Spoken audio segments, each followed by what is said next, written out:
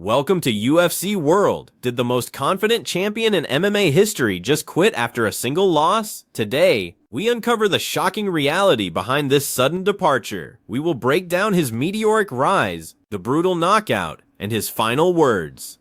Ilya Topuria just announced his retirement from the UFC. This did not happen after a long career, or because his body gave out. It happened after his very first loss. The circumstances and the man who did it created a wild story. You could not write this if you tried.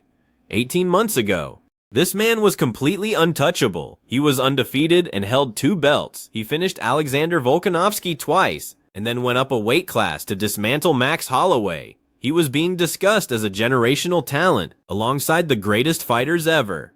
He walked into fight night so confident, he even built a casket for his opponent, and placed a white rose on it. He shoved Gaethje on the steps of the Lincoln Memorial in front of the world. He told everyone the ending was already written. Then, he got knocked out cold in front of Donald Trump. 3 days later, he retired. At 28 years old with 1 loss on his record, he is gone.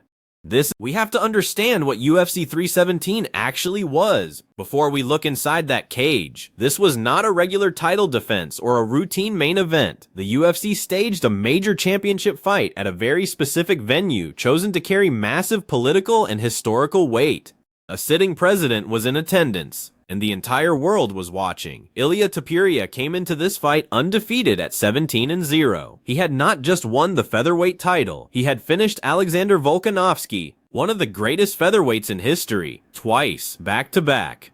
Then, he moved up to lightweight and demolished Max Holloway for that title too. Now, he returned to featherweight holding both belts. Topuria was operating at a level that made analysts genuinely uncomfortable to describe. The words available did not feel big enough for what he was doing. On the other side, Justin Gaethje was the mandatory challenger. He was a former interim lightweight champion. He shared the cage with Khabib Nurmagomedov, Tony Ferguson, Charles Oliveira, and Dustin Poirier. Gaethje had been finished, and he had finished others at the absolute highest level. Yet, nobody gave him much of a shot. The betting odds reflected that.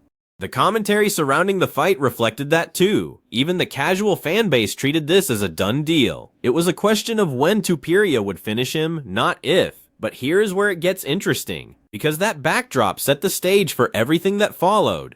The build-up to this fight got incredibly ugly long before the opening bell. The animosity between Topuria and Gaethje was not manufactured by a public relations team. It was real, it was deeply personal, and it escalated at every single public moment they shared.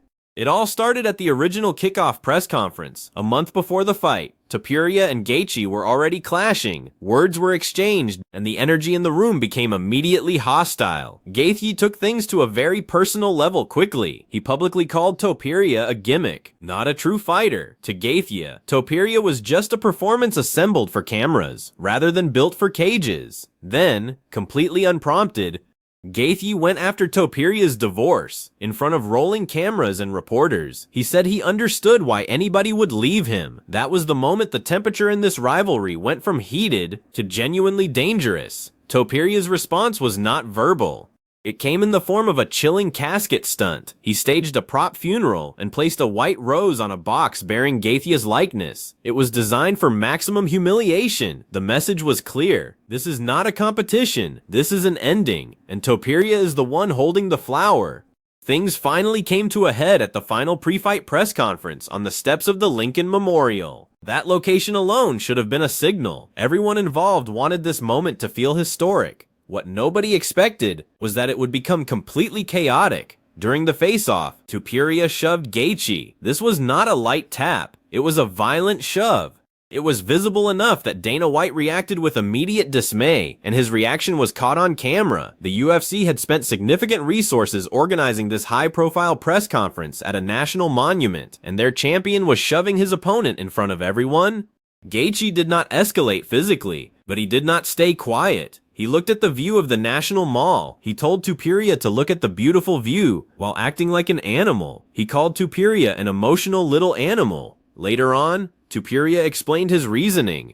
He said he had warned Gaethje not to come closer. Gaethje essentially dared him to throw a punch. So, Topuria made a calculated decision. A full punch could have gotten Gaethje pulled from the fight, a shove would not, so he chose to shove him. Whether you read that as restraint or provocation depends on your perspective. And just when we thought the circus could not get more crowded, another fighter entered the mix.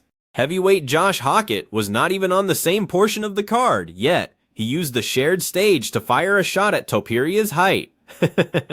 Standing right next to him, Hockett joked that Topuria was incredibly short. He said Topuria cannot even see himself in the mirror.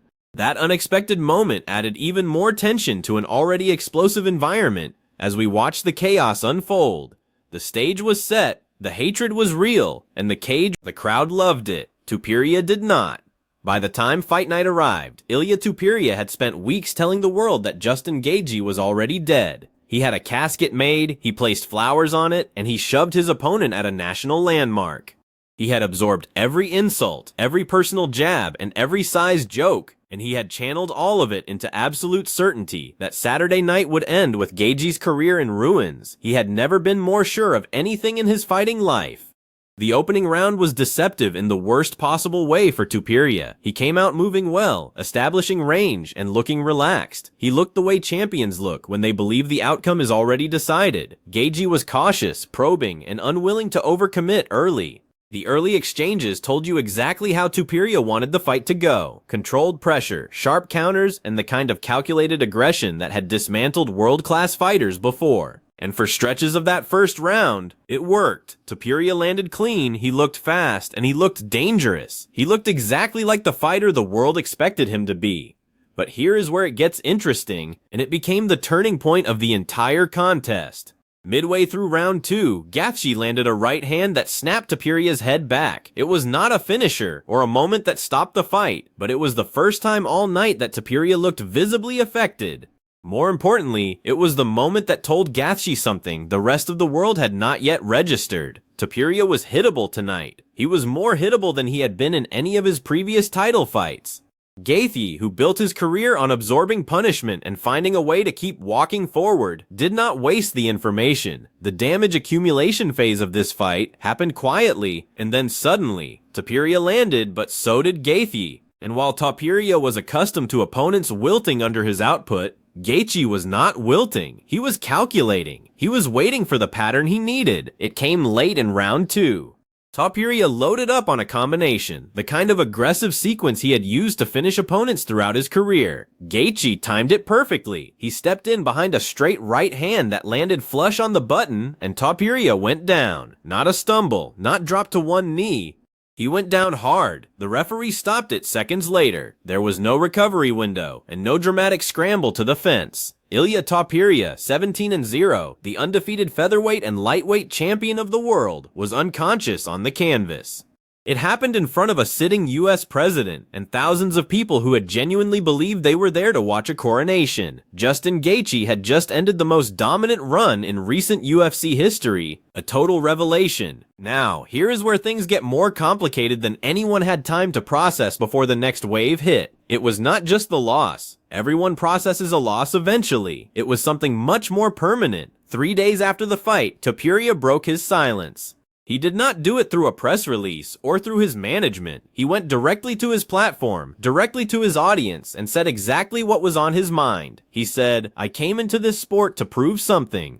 I have proved it, and I am not willing to give this sport the version of me that chases ghosts." Let that sink in. He was not announcing a rematch. He was not calling for immediate redemption. He was announcing his retirement from the UFC at 28 years old. He was walking away with a record of 17-1 after his first professional loss on the biggest possible stage. The MMA world stopped, because this is not how the script is supposed to go. The blueprint, the one every combat sports narrative runs on, is that the undefeated champion loses, goes through a public reckoning, rebuilds, and returns. The story demands it. The audience expects it. The money demands it. Even the fighter's own ego usually demands it. Topuria did not follow the blueprint, and what makes the announcement hit harder than almost anything he said in the lead up to the fight is what he did not say. He did not blame Gaethje, he did not talk about rematches, he did not say the word robbery, and he did not manufacture an excuse. He simply said that the version of himself that needed to fight was the version that needed to prove something, and that version, in his words, no longer exists. That is either the most self-aware thing a fighter has ever said after a knockout loss, or it is a statement written in the immediate rawness of one of the most humiliating nights of his career. It is possibly both. Probably both. The reactions came fast, and they came from every direction. Gaethje, when asked about the retirement announcement, was characteristically direct. He said, "If that is what he wants, I respect it. But I think he is going to change his mind when the adrenaline wears off and the belt starts calling." That one sentence is the whole story of this rivalry right there. Even in his moment of victory, Gaethje is not celebrating so much as he is watching, waiting for the next chapter. Topuria's own team has remained largely quiet, which is notable. In the weeks leading up to the fight, his camp was vocal, confident, and constantly feeding material to the media. The silence that followed the retirement announcement has spoken louder than anything they put out during fight week. Here is something you have to understand about Topuria's numbers going into that fight. He had finished every single one of his UFC opponents, 14 fights in the organization. Think about what that means. Not a single one of those men made it to a decision. Not one of them was able to outlast him.